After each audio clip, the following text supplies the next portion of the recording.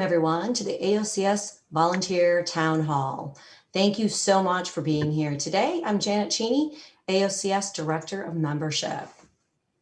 Today, I will go over the many ways that you can get involved with our society by volunteering at an AOCS committee, and you will hear from 3 members about their specific volunteer experiences. They have so much to share after graciously giving of their time, talent, expertise to AOCS for several years. I'm so appreciative that they are here today to provide you with further insights. While we are going on and presenting today, please go ahead and enter your questions in that chat area and indicate if they are for a specific speaker.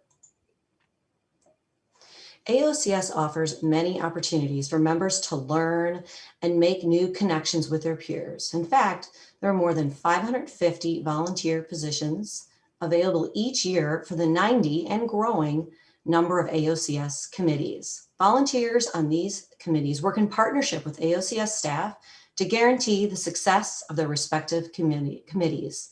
Some of our volunteer opportunities require only about 5 to 10 hours per year and are considered micro-volunteering experiences. We also offer volunteer experiences that require about 20 to 60 hours per year. And there are also long-term volunteer opportunities that have multi-year terms. And the workloads range from about 40 to 60 hours per year. Some of the micro-volunteering opportunities include evaluating candidates for the 40+ professional, society, and student awards and travel grants offered through AOCS. Other opportunities include moderating or presenting a webinar, being a judge for our e-poster pitch competition, facilitating a discussion or topic as part of a midweek mixer, or evaluating a book proposal. Other volunteer opportunities require more time, and some have term limits. Examples of volunteer work with term limits include serving on journal editorial boards, usually a minimum of a 3-year term, serving as a division executive steering committee member, 1-year term, up to 3 years in a row, or serving as a governing board member, or as part of the Uniform Methods Committee. And please know that in some cases, applying for a specific position, it does not guarantee service. Now, our members often share with me that the more time and effort they put into their AOCS membership, the greater the experiences, career growth, and the fonder the memories. Now it is time to turn it over to one of our volunteer member leaders who will talk about his why for volunteering and explain more about getting involved with divisions and annual meeting planning. I'm excited for all of you to meet Mike Williams. Mike is with Evonik and is the current vice chair of the AOCS Surfactants and Detergents Division. Mike has been involved as a session chair for 7 years and has served as vice chair for the division since 2018. In this role, he is responsible for the overall technical program of the Surfactants and Detergents Division and leads all the session chairs in this area. This role keeps him busy, but today he will tell you how it has benefited him as well. AOCS thanks you, Mike, for your passion, leadership, and keeping a sense of humor through it all. Mike, welcome.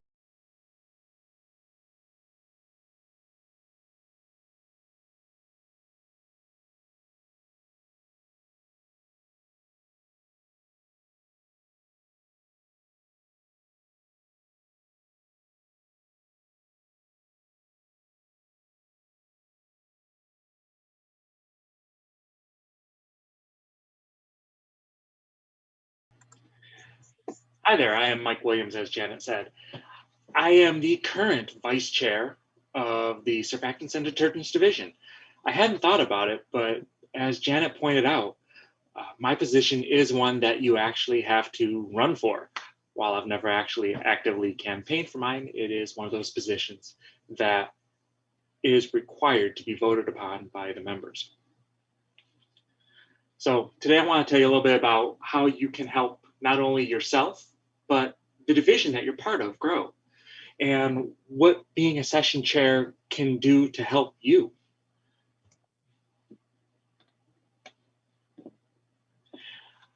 First question you might think about is, why would I even want to be a session chair? The first thing that comes up is, well, you can help the division itself. The AOCS really exists to help us, the technologists, the formulators, the marketers, the chemists. It helps us do our jobs better. We are really the technical arm of the surfactants and detergents industry. So, and that's what the S&D division is for us. How can you actually help the division, and how can you help it grow? Well, when you're a session chair, you actually mold the session topics. As the vice chair, I develop the general ideas, and these are the things we want to talk about, and these are the areas we want to cover. We then go out and recruit our session chairs and say, okay, here's your topic. And then that's kind of it. It's up to the session chair to go, how do I want to shape this? How do I want it to be? And the session chair gets a whole lot of input then on the people that they invite. They can choose from talks that have been submitted, or they can go out and find speakers and people that they want to hear. And by going out and finding these people that you want to hear, you really kind of help shape what the knowledge that is coming into the division is. So that's how you can help the division itself. What can it do for you? Well, it helps you grow your career. When you're a session chair, it really forces you to expand your knowledge base. Now, when we're choosing these session chairs and assigning who they're going to go to, or what session they're going to be part of, we really try and make it be something that is in your wheelhouse. If it's not in your wheelhouse directly, then it's in an adjacent area.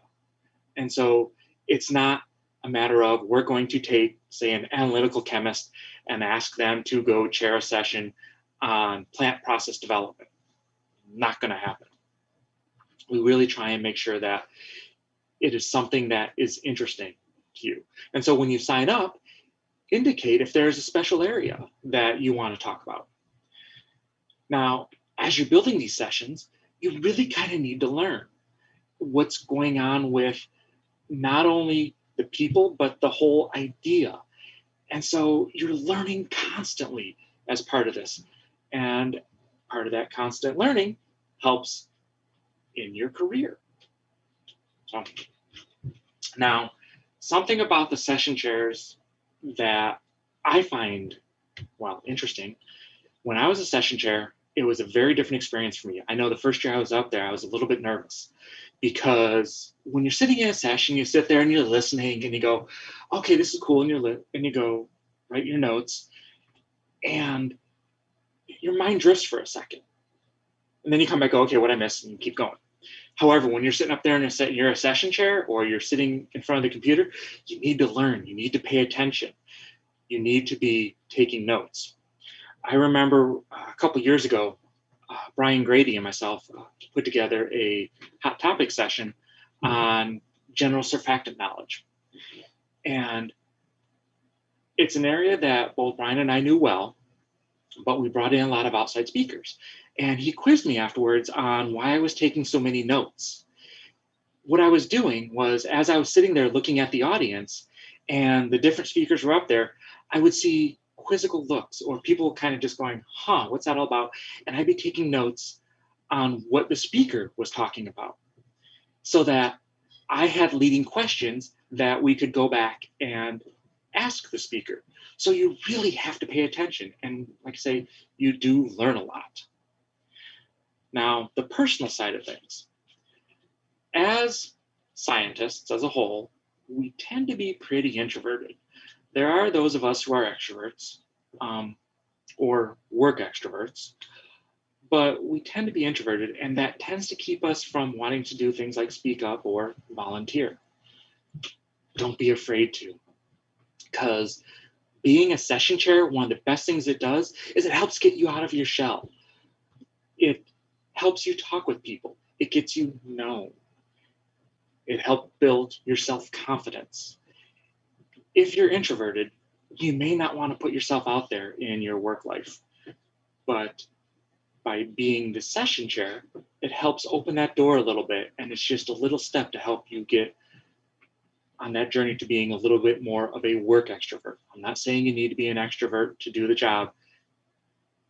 It's just one of those things that will help advance your career. So because an introvert at work is less likely to advance than a extrovert, or at least someone who gets out and speaks up and speaks their mind a little bit in a good way. So what do we look for? What qualities are good?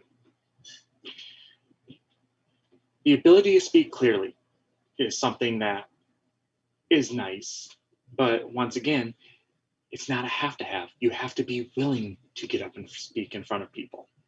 It's that willingness that we really need. There are some commitments that you have to make. Like I said earlier, we try and match people with their desired topics and then their fields of interest. But it may not always be an exact match. So you gotta be able to roll with it a little bit. Other commitments. There are usually monthly meetings that you have to attend. In the very first part, it's maybe one a month that you got to worry about. And in the first part being July, August.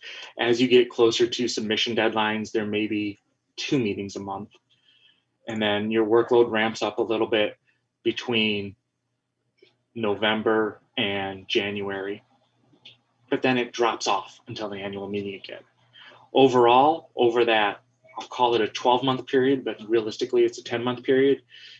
As a session chair, you'll put in between 30 and 40 hours. So not too bad, maybe an hour a week at times. Now this 150 number is just what the S&D division needs. I know Janet spoke about needing over 500 volunteers for the annual meeting. As the S&D division though, we need like 150, whole lot of people. The very last commitment you have is, in my opinion, one of the single biggest benefits of being a session chair. You have to attend the annual meeting. You have to be there. I know in a lot of companies, in order to attend annual meetings, you have to be doing something. This gives you the opportunity to do something, to be part of the annual meeting. You then have a reason to go. So that is the biggest perk, in my opinion. How do you volunteer? Well, you complete the technical program survey and you say, yeah, I want to be a session chair. If you are currently a session chair and you want to re-volunteer, I believe that those people have gotten emails saying, are you interested again? Or attend one of the roundtables. The last thing you do, send an email to me or any of the other division leadership team. Currently, it's myself for S&D. Keith Jenko is the chair. Sonia Natali is the secretary treasurer. And there are other positions that you can do within that too. So with that being said, let me know if you got questions about what other times or commitments or things being a session chair would really mean. And with that, I'll send it back to you, Janet. Thank you so much, Mike, for that information and for those sort of insights. That's really good. As you were talking, I was thinking about a conversation in one of our little mixers we've had during this annual meeting. And it was kind of like someone asked, how do I know if I'm qualified to be a session chair? Like, how do I know I'm ready?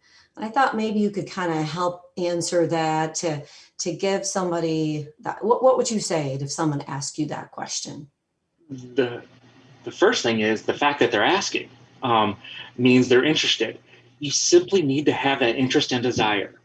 It is not hard to be a session chair.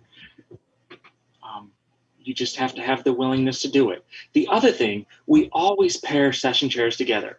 And in the event, or not in the event, but when new people are session chairs for the first time, they get paired with an experienced session chair. And that experienced session chair helps guide them along. And so it's a learning experience, and it can be a learning experience because we all had to start somewhere.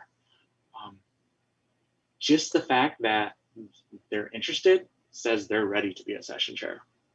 That's a great answer. And another question regarding folks who are from industry or academia or government. Does it matter? Or, what's been your philosophy as a vice chair as far as trying to pull together a team of people from different backgrounds?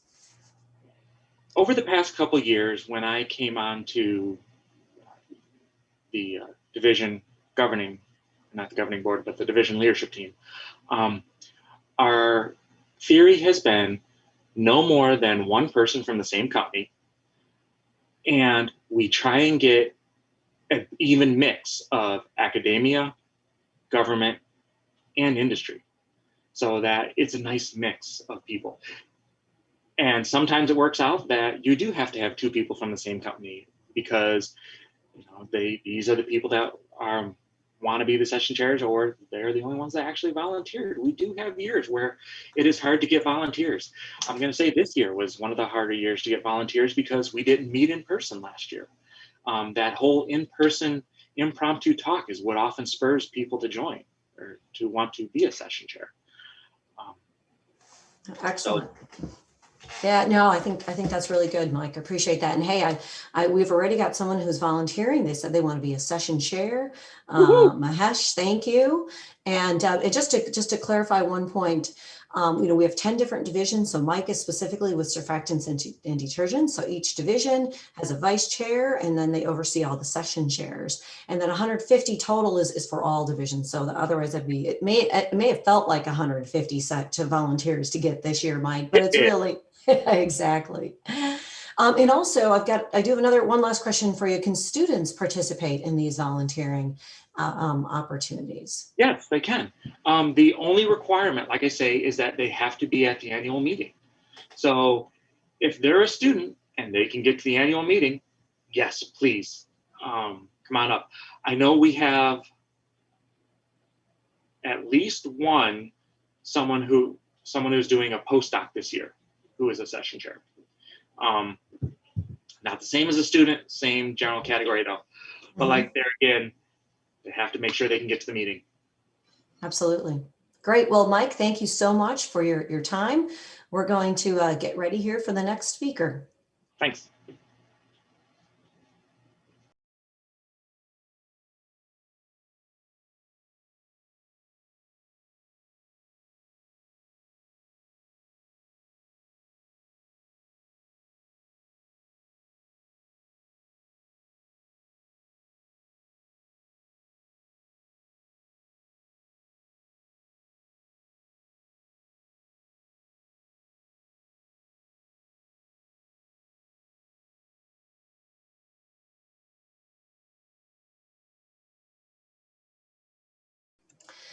Thank you, everyone, for staying with us here. I'm so excited to introduce our next speaker. I have the pleasure of introducing Lidia Herrera. Lidia is the director of the Institute of Polymer Technology and Nanotechnology belonging to the University of Buenos Aires, Argentina. Lidia has served in numerous roles for AOCS. Yet what may be her most influential role has been that of a mentor to many of our current members, especially those from Latin America. Today, she will provide her perspectives on why volunteering has been such a positive experience for her.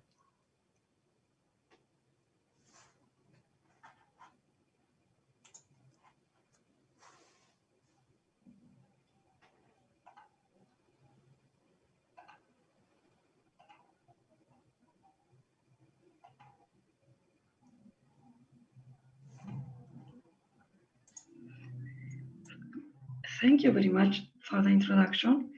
Good afternoon, everyone. I first heard about the AOCS when I was a postdoc in Japan.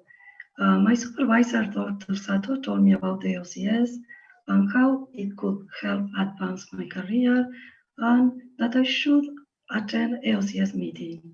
And in 1993, I attended my first AOCS meeting in California. and it was a great experience. I have many opportunities of networking, and also I was amazed by the high scientific level of the talks. And since then, I've been involved in many AOCS activities.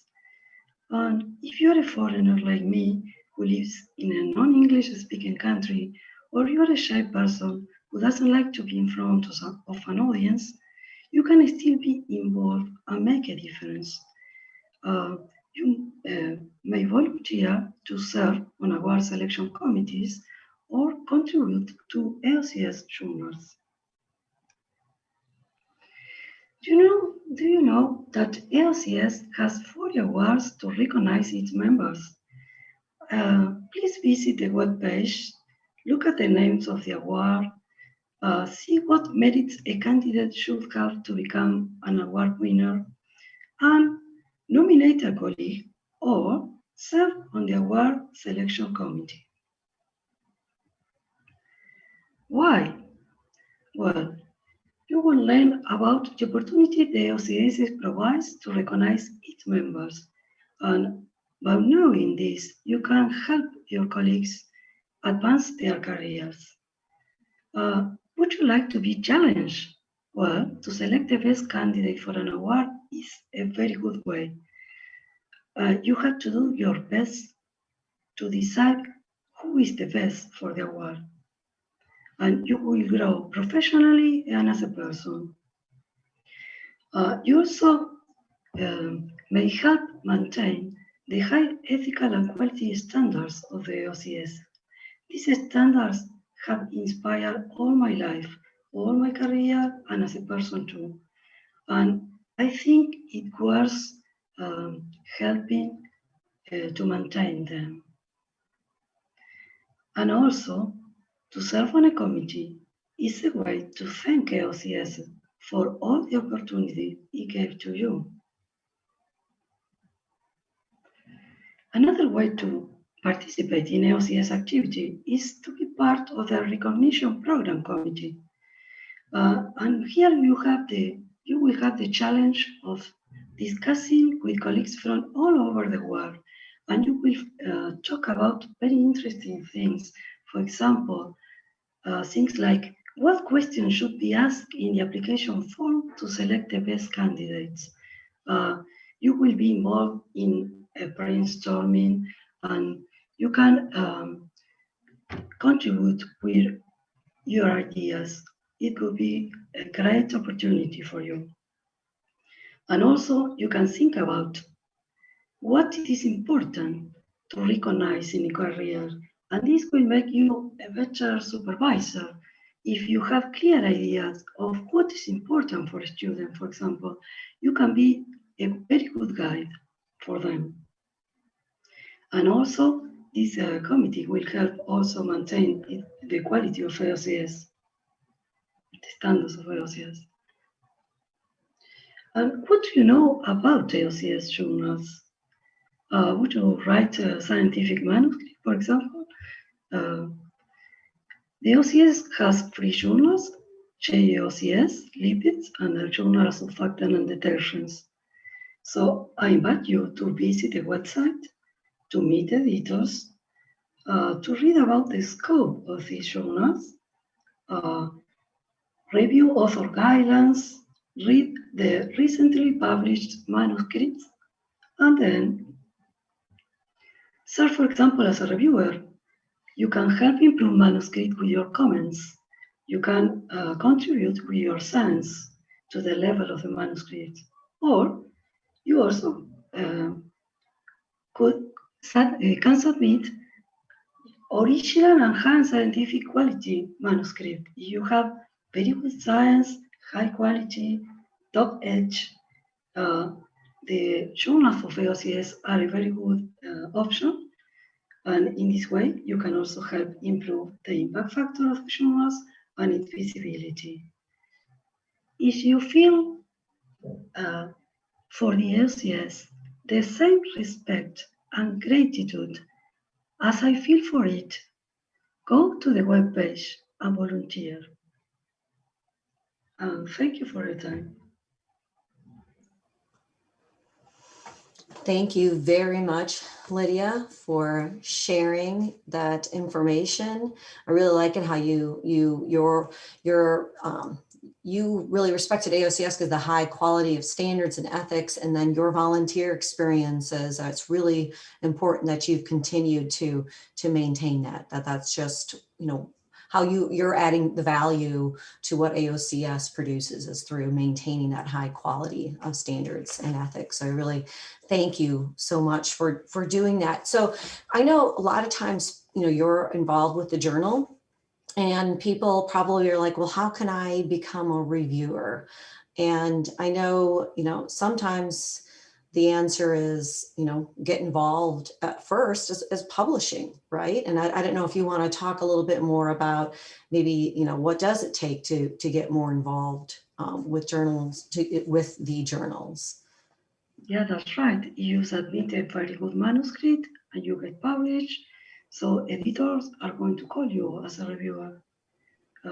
When you see a very good manuscript, you say, oh, I like the science of this scientist. And you think about this person as a reviewer. And it's really very important to be a reviewer. You learn a lot.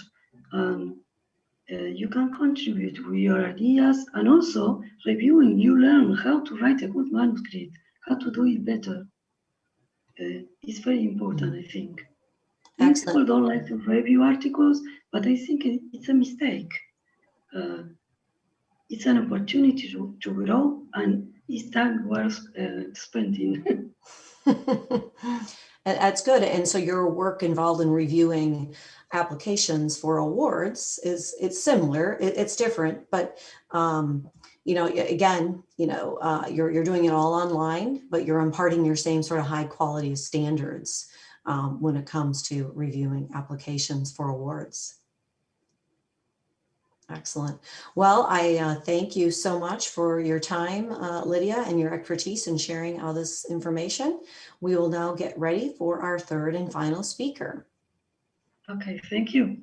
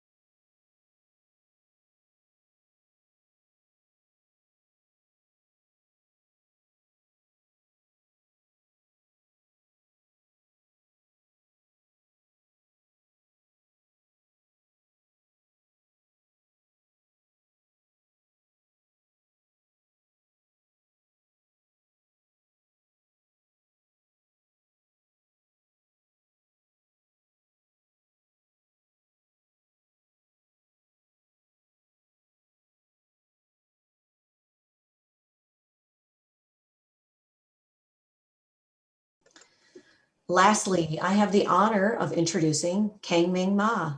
Kangming of Eurofins has been a wonderful promoter and volunteer for AOCS, serving in many ways, including with divisions, the China section as a session chair for many years, award reviewer, and an expert on panels and methods development committees. Today, he will talk about his volunteering journey. Thank you so much, Kangming, for being here today. Well, thank you, Janet, for the nice introduction.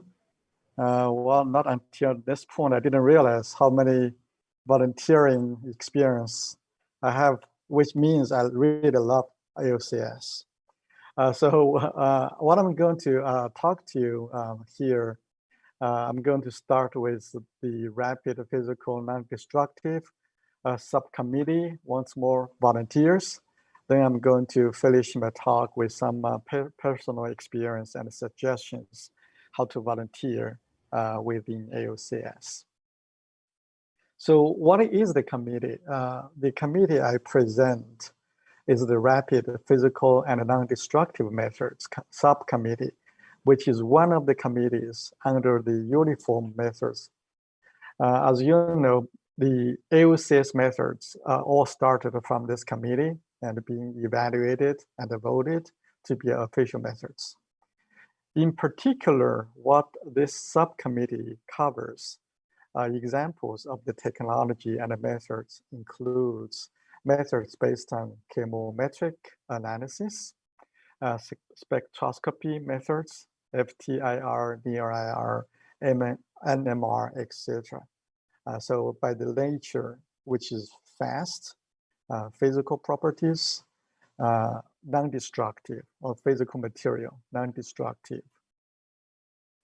So who can volunteer? As you know, from the previous two presenters covered the session chair and also the editors. For this particular opportunity, eventually is opened for anyone, although the preference is given to the AOCS members who is motivated to make an impact in the industry. Again, this is more like the methods related. And even you are not specialized in the method development, you can still volunteer because you might be a user of the methods.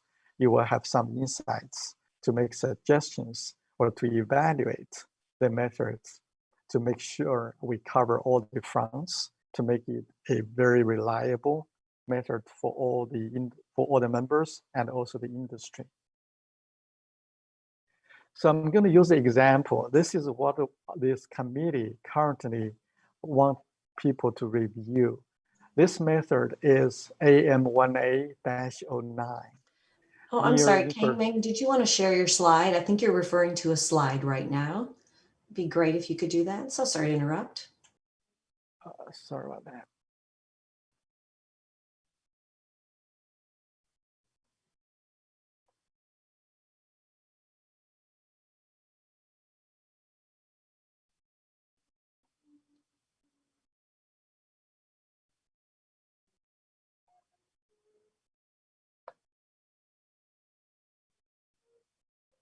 Okay, can you see my slides now? Looks great. Okay, thank you. Apologize for the confusion here. So this is I put a screenshot of this method. It is AM1A-09, near infrared spectroscopy, instrument management and prediction model development. So right now we are looking for volunteers to review this method to identify the areas we can revise. So that is just one of the example what this committee does, modify, revise existing methods. This committee is also accept the application from companies, from individuals who want to have this committee to review a new method, which can be included at this committee as the official method. So those are the very typical tasks for the members within this committee. So if you feel you are interested and you feel this is the area of your expertise, then we want you to be involved in this process. So this is where in addition to the review of this method, and you may be asked to coordinate the method validation and the proficiency testing based on certain method. So this is also part of the functionalities of the subcommittee. Then you can also offer your innovation ideas and to say, out of the box thinking to make contribution to the method review and improvement. So the first step is always hard, but it's also easy to express your interest, to get into the process. There are two ways you can volunteer for the method committee. You can complete the AOCS volunteer form at this website. And you can also contact Scott Bloomer. He is the director of the technical services at the email address here. So either way, you will be contacted by the AOCS, by the committee, and then that's always the first step. It's not difficult So I encourage you to take the step to get involved right away. So I just have some thoughts, how I have been involved in the AOCS and also IFT. I always want to make a comparison here. IFT is huge organization, but I like the AOCS for the volunteering experience. AOCS is more focused. It's also creative. I still remember in the earlier times when I was a student, I eventually approached some committee members to ask, hey, I'm a student, how can I volunteer? Eventually the analytical division at that time said, well, we can't have you work with our session chairs as a student session chair. So just because you want to get involved, we're going to create something for students. That is how creative and how open the AOCS organization is. Never too early to volunteer. That's what I'm saying. You don't need to wait until you're experienced. You can always start as a student. You can always start after school. It's a process. It's a learning process. Get involved. You are not only to make friends, to understand how the industry is going, and that is a strong cornerstone to build your career. The other suggestion I would like to share is every time when you attend the AOCS conference, it's too short. You almost feel, at the first day you arrive, then you understand how all the pieces together, but tomorrow the conference is already completed. So how you balance the time you spend to listen to the seminars and also the time you spend to network. So there's always, in my opinion, they're equally important. So you need to prepare ahead of time to make some tasks to set up goals for each conference. Those goals could be, hey, I want to know what other openings for the volunteers. Then, who is organizing that? You can eventually make connections. I always suggest you step up and you ask around, hey, who is, for example, Mike, who is chairing the surfactants detergent session. And then you can eventually go approach Mike to talk to Mike, hey, I want to get your suggestions. Just tell me step by step how I can get involved. So looking back how I got involved, I eventually asked the Andy Proctor at the University of Arkansas. He was heavily involved in different committees. Then I asked, hey, I said, well, Dr. Proctor, how can I get involved? He said, hey, come with me. I'm going to bring you to round table discussion. I'm going to bring you into this uniform methods meeting. You just sit there, you listen, and then you say which session you want to volunteer, and then you can start. You just raise your hand. Because as I said earlier, AOCS is very open. Even sometimes they have more volunteers to volunteer for one session. It's okay. They still want you to be getting involved. They will come up with some ways to including you. So you will feel at home at AOCS. That's all I want to share. Thank you very much. Go back to you, Janet. Thank you, Kangming. That was really good. And you have recruited somebody for your method development, a committee already. Excellent. Good work. And I really like your proactive approach. You're interested, and so you make that connection. And I think that's always important. Because even if, I was going to kind of ask you a tough question, like, have you ever tried to get on a committee, but then you didn't get on it, maybe didn't get on it right away? Like, what did you do? Or how did that happen? And what did you learn from that?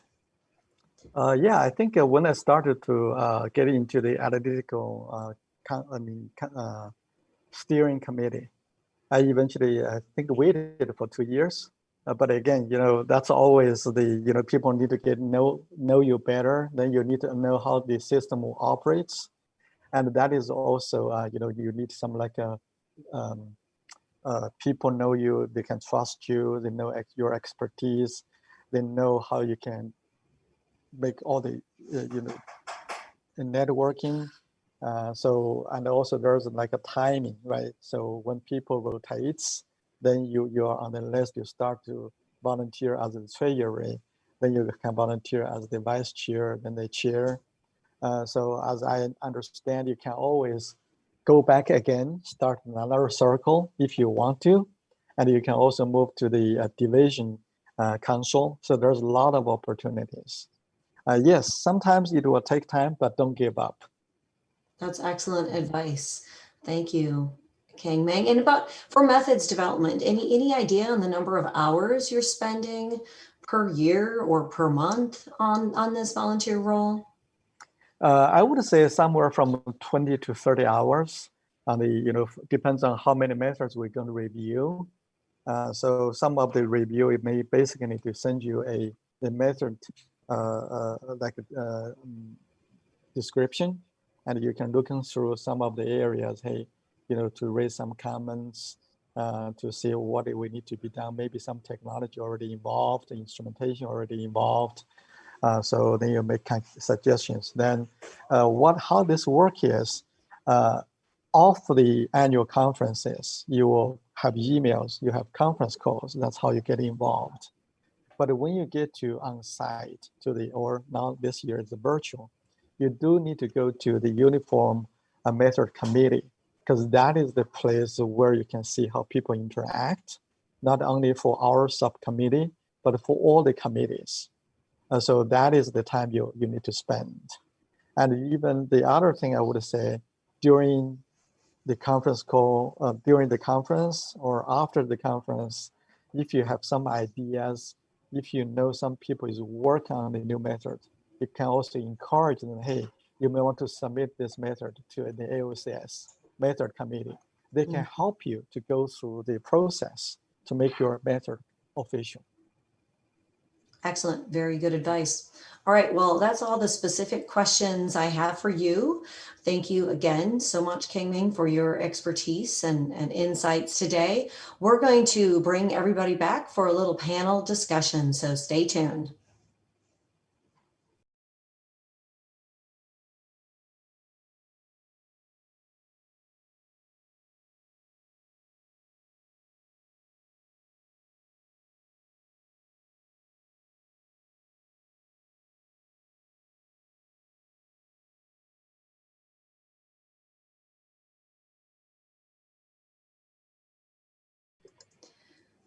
Well, once again, thank you, Lidia, Kangming, Mike, for your time today.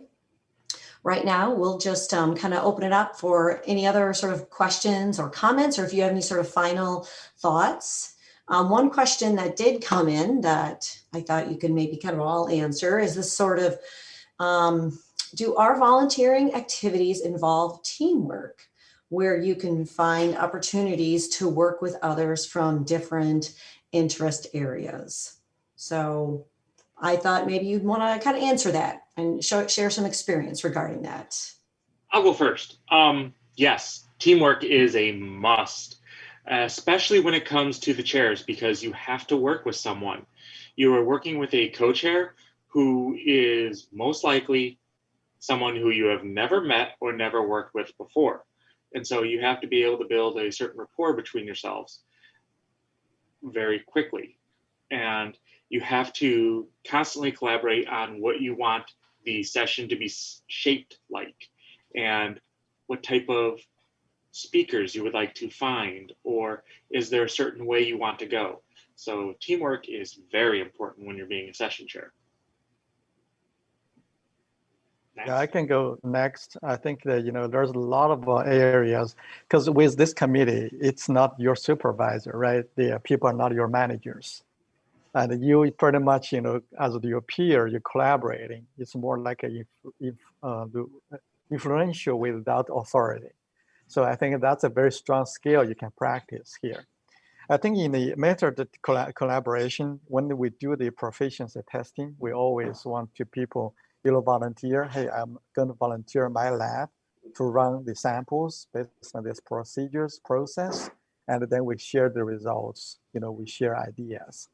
So it's always collaboration.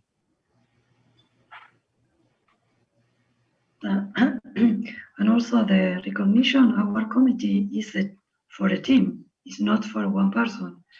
It has several members, so you have to work as a team all the time. Excellent. So Lidia, I had one question about awards that I didn't ask you earlier, but just kind of the time commitment for reviewing awards. Can you give an approximate number of hours per month, year involved in award reviews? Yeah, that depends of the award. It's not so long. For example, if you are part of the Superco committee, you have several steps because it's not common that one candidate reach the number of votes and points in the first round. So maybe you have 2 or 3 rounds, depends on the candidate. Another, you just send your opinion, I don't know. The candidate most voted is selected. You just have 1 round, 10 hours, 15 hours, depends. Excellent. It's really interesting. You have to read the material to think about the merit of the candidate. You learn many things. I think it's very interesting. I encourage people to do it. Thank you. And there is there should be a link in the chat area for people to go and to fill out a form. So one person did ask, and this is more for you, Mike, are there any other forms we need to complete to indicate our interest in chairing a session other than checking that box on the technical program survey? No.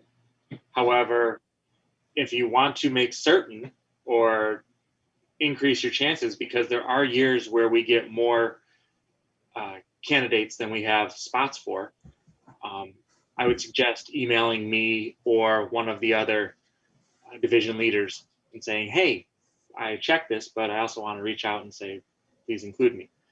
So. And would you agree that attending that roundtable meeting as a way to also talk about your idea for a session? Yes, matter of fact, I would say that is a key thing to do. If you are serious about chairing a session, you really should try and attend the roundtable. That's where we really start getting a firm grip on ideas for the topics for the next year. We go into the roundtable with certain ideas. And if there's enough interest by other members, or if other topics come up that a lot of people want to really see, we'll add those. That traditionally, when you are in person, like at our past annual meetings, that's also where we'd be passing around the sign-up sheet besides that checkbox. And we'd say, okay, here you go, make sure you get your name here. So attending that roundtable is very important. Very good. And for those of you who are wondering, what is a roundtable? That's our name for the meetings that discuss the technical program. In each division, we have 10 divisions. So each division has this roundtable meeting where that goes around and getting ideas. And that's when some decisions are made really regarding the technical program. We do those at this time of the year to plan for next year. And as far as the timing to find session chairs, we start recruiting now, and we need to finalize that by July. So that's and the roundtables are in early June. Awards, we're trying to find people now, and the awards review would begin in September. So as long as you have time in September, love to have you help with that. Also reviews happen in October, depends on the type of the award, student or professional. So the time commitment isn't much, but you do need to look at your schedule to see if you're available during that time. And I will say our amazing volunteers are great about making the time to make it happen. And we really so much appreciate that. So I think we've got some other questions related to just in general, getting more details, and we'll put a lot of that information. We do have on the AOCS website, under divisions, you can find the contact information for all of our divisions leaders, and that is one way to reach out to them. And lastly, I'll say too, regarding the committee meetings that you mentioned, Kangming, there are on the website, AOCS website, there's a listing of upcoming methods committees. So look at those for time and date and make plans to attend. All right, I don't have any other further questions. Do you have any other comments? Get out there, go volunteer, find something you want to do, guys. It could be as a reviewer, it could be as a session chair. Just go help. I've always been a big proponent of, if you enjoy something and you like it and you want to see it succeed, then you have to volunteer to help it do that. So why don't you guys get out there and do that? I would say the same. I would say, you know, if you come to the AOCS meeting, or if you want to reach out to us by emails, we will for sure to put you in contact with someone or with certain division. So we are glad to do that, because that's our path moving forward to this point. So we'll be very glad to help you as well. Wonderful. Well, thank you all for joining us here today, the AOCS Volunteer Town Hall. Take care and enjoy the rest of the meeting. Thank you.